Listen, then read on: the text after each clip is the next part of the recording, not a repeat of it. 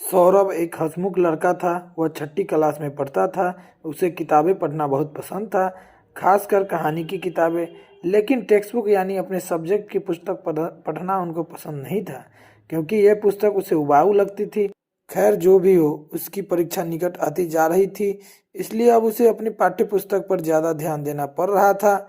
उसने और उसके दोस्त ने एक दूसरे की सहायता के लिए ग्रुप स्टडी की योजना बनाई। उसने अपने मैथ की पुस्तक खोली और कुछ प्रश्न का हल करना शुरू कर दिया। मैं सिर्फ एक प्रश्न हल कर सकता हूँ, सौरभ दुख दुख प्रकट करते हुए बोला। सारे के सारे प्रश्न तो बहुत ही कठिन है, विपुल चिल्लाया। मैं समझता हूँ, मैथ में मुझे अधिक प्रैक्टिस की ज़रूरत है। मेरा तर्कशील बहुत कमज़ोर है, सौरभ कहराते हुए कहा। मीता ने उसके उदास चेहरे को देखा और उन पर मुस्कुराई। सबसे पहले निराश मत हो, प्रश्नों को हल करके मुझे तुम अपनी मदद करने दो, मीता ने कहा।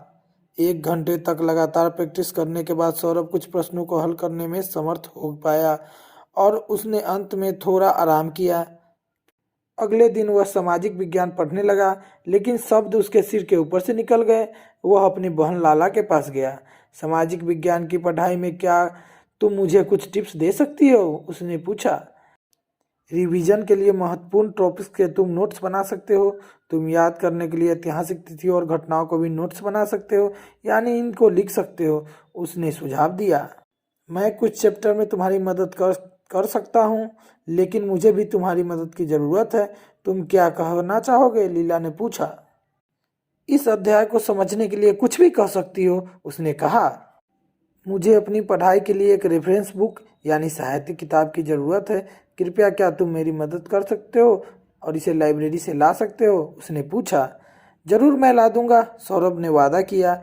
लीला ने टॉपिक को विस्तार से बताया और अंत में उन्होंने लंच और ब्रेक किया। सौरभ लाइब्रेरी गया और उसने अपनी बहन के रेफरेंस की किताबें ले ली। साथ में उसे एक पुरानी किताबें दिखी जिसमें लिखी थी जादू की किताब। उसने वो भी लेकर आ गया अपने घर। उसने लीला दीदी को पुस्तक सौंपी और अपने टेरेस वाले रूम में भागता हुआ चला गया। जब वह किताब के पन्ने पलट रहा था, उसने देखा एक पन्ने पर इन शब्दों में कुछ लिखा था। 1 2 3, तुम मुझे 4 5 6 थोड़ा सा जादू क्यों नहीं सिखाते हो। उसने इसे पढ़ा और 3 बार ताली बजाई। किताब घूम गई और अचानक ठहर गई। सौरभ ने इसे सावधानी से खोला और उसकी हैरानी का ठिकाना नहीं रहा। उसे पुस्तक के बीच में एक खोखला भाग मिला। इसके अंदर उसने अपना हाथ डाला और एक छोटी सी चाबी और एक लाल बक्सा इसके बाहर निकला। उसने बक्से के ताले खोला और उसमें चश्मे पहने एक कीड़ा मिला। हेलो, नमस्कार, मैं बुक वर्म यानी किताबी कीड़ा हूँ। मैं बच्चों की पढ़ाई करने में मदद करता हूँ, कीड़े ने कहा।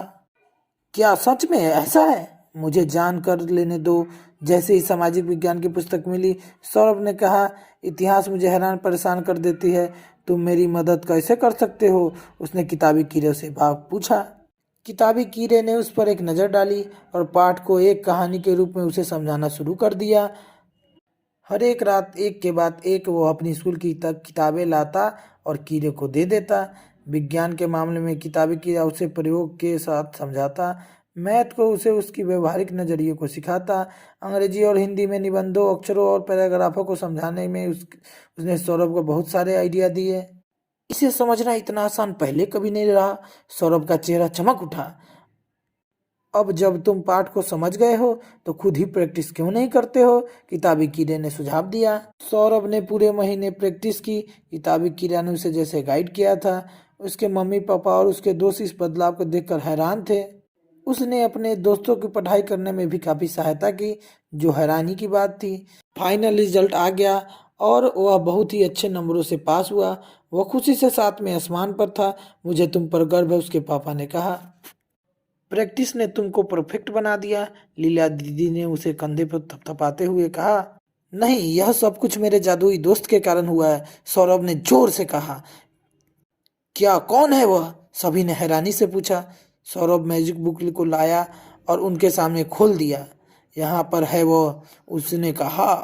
लेकिन यहाँ पर तो कुछ भी नहीं है और न ही कोई जादुई है, लीला ने दीदी ने कहा। सौरभ पुस्तक के पन्नों को खाली और खोखले भाग को गायब देखकर हैरान रह गया। रात में जब सौरभ अकेला था, उसने फिर से किताब खोली और किताबी कीड़े को खुद के पर मुस्कुराते हुए देखा। मैंने तुम्हारी वजह से अच्छे अंक प्राप्त किए, उसने किताबी कीड़े से कहा। बढ़िया सौरभ, यह सब कुछ मेरी गाइडेंस, तुम्हारी कठोर मेहनत और ध्यान केंद्रित करने के कारण हुआ है। अब तुमसे विदा लेने का समय आ गया है। अब मैं किसी अन्य की मदद करूंगा, बक्से के अंदर जाते हुए किताबी कीड़ा ने कहा। सौरभ मुस्कुरा उठा। अगले दिन वह किताब को वापस करने के लिए लाइब्रेरी की ओर जा रहा था। वह अपने जादुई दोस्त के गाइडेंस को समझ चुका था। उसमें अपने पढ़ाई के प्रति अद्भुत बदलाव आ गया था। अगर आपको हमारी ये जादुई किताबी कीड़े की कहानी अच्छी लगी हो तो चैनल को सब्सक्राइब करें, वीडियो को लाइक करें, कमेंट करें और अपने दोस्तों के साथ शेयर करें।